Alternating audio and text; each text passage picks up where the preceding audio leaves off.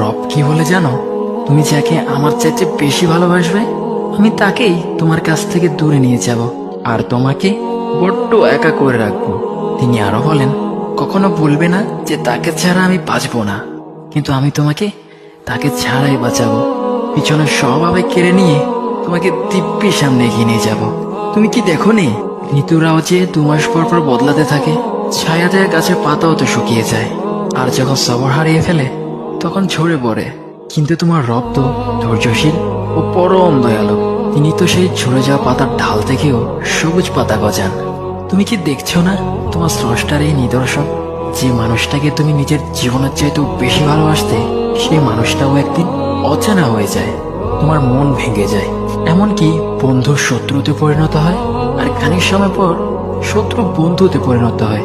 যে মানুষটাকে তুমি নিজের জীবনের অংশ ভাবতে, সে মানুষটাও প্রতারণা করে। বুঝি না, এত কিছু হওয়ার পরেও তুমি তোমার রবকে বাদ দিয়ে সেই মানুষগুলোর উপরই ভরসা করো, যারা তোমাকে প্রতিনিয়ত কষ্ট দিয়েছে।